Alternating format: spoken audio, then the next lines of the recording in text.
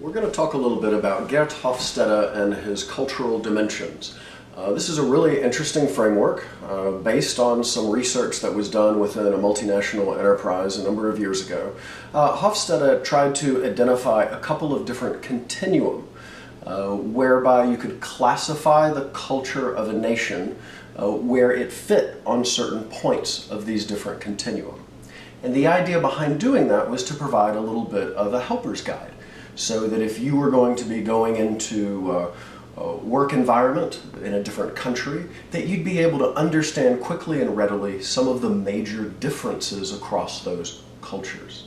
So we'll recap these different dimensions very, very briefly, but then we're going to spend a little bit of time on talking about how to realistically use a framework like this. So the different dimensions that Hofstede identified had to do with power distance. Power distance sets up a continuum where people either do not accept or they very much accept inequality in their society. Think here in corporations about how people are deferential to their manager. If they're incredibly deferential to their manager, that would be indicative of a high power distance. If there's more of an egalitarian workplace, that's low power distance.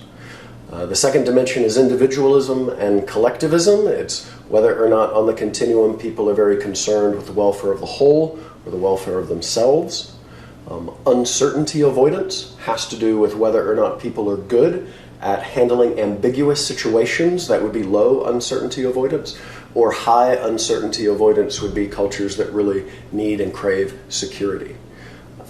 There's the amusingly named continuum of masculinity and femininity, which tends to look at these differences in terms of nurturing, or rather more of a competitive type style and approach.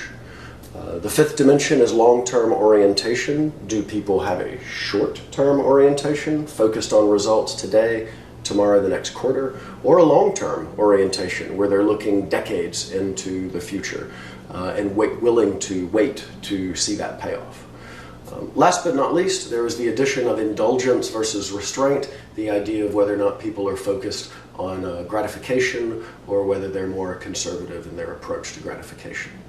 So those are the dimensions, and each country will fall at a certain point across those different dimensions.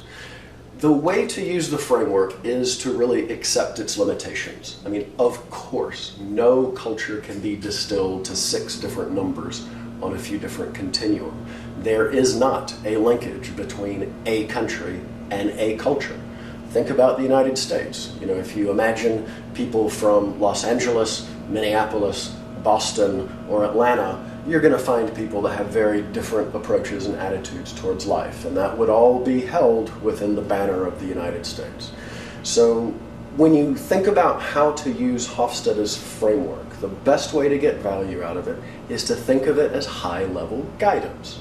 That if you see a difference in power distance between where you are and where you're going, and where you're going has significantly higher power distance, be aware that you will probably need to be more respectful and deferential to your elders and to your managers. It doesn't mean that everybody you meet is going to be that way, but it does provide you a little bit of helpful guidance.